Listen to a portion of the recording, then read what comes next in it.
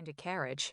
No one wanted to leave the social event of the year and miss whatever drunken gossip would fuel the next 2 months of court conversations, but the coachmen had to wait outside the gates with their horses, just in case. The streets were jammed with people. The king would never pay for commoners to celebrate with him. That would be a waste of good gold in his eyes. But if the taverns could use the king's birthday as a way to make a profit, and the people could use it as a way to have fun, then little things like invitations weren't going to deter them. It seemed I was the only one who wanted to hide at home tonight. It made me nervous. All those people, filling the road, blocking our escape. They were just people, nothing more than that.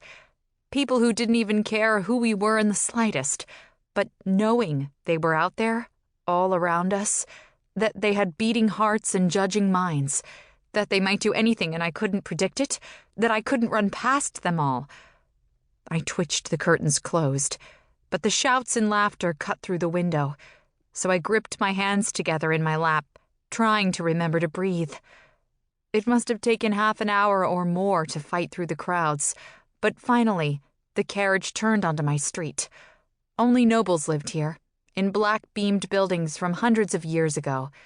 Normally, that meant that anyone stepping out of the front door risked being accosted by nosy matriarchs and young social climbers, but the road was quieter now, and no lights flickered in the windows. Who would be here when they could be at the palace instead? Perhaps a few dedicated servants, an elderly relative telling the younger ones to have fun, and now, us. As soon as the carriage stopped, I shoved the door open, stumbling slightly as my heels hit the pavement. Naomi handed the driver a couple of coins, and I hurried to find the spare key tucked under the windowsill. The servants had been given the night off. Advisor to the king he might be, but my father remembered what working life was like before he married a noble, and he always thought about what the servants might want. He'd never admit to such improper behavior to any of his new peers, of course, but that didn't make his concern any less genuine. If only that concern stretched to his daughter.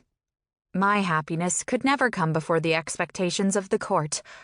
I had far too many supposed duties to fulfill. He wouldn't take it well when I finally left. He wouldn't hate me for it, exactly, but he wouldn't understand. So I couldn't tell him about my plans. I couldn't ask for any assistance. One day I'd inform him that I was leaving, and then I'd be gone. I wished things could be different. I wasn't close to my father, but I didn't want to hurt him. I wished he could understand that he didn't wish for any daughter other than me, but wishes didn't mean anything in the end. This was how things had to be. The front hall was dark, the chandelier looming above us. I strode underneath it, to a narrow staircase at the far side of the room. Anyone visiting the house would probably dismiss it as a servant's passage, and one step into the run-down corridor at the bottom of the stairs would seem to confirm it. I didn't want anyone interrupting my experiments, and my father didn't want anyone to stumble across them. My laboratory wasn't perfect. The cellar room was cramped, for a start. A scarred wooden table took up most of the space, and I had personally fastened several sturdy but slightly lopsided cupboards to the walls. The only windows were high up, long rectangular panes of glass that looked straight on to the grass of our garden. They could be opened to let out smoke, but they were far less effective at letting in light. Books spilled off the shelves, and every spot of counter space was covered in bottles and vials and notes. But the busyness was comforting to me.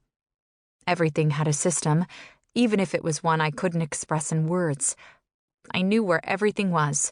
When I stepped into that room, all the doubt that defined my life in court melted away. I knew what I needed to do. I knew who I needed to be.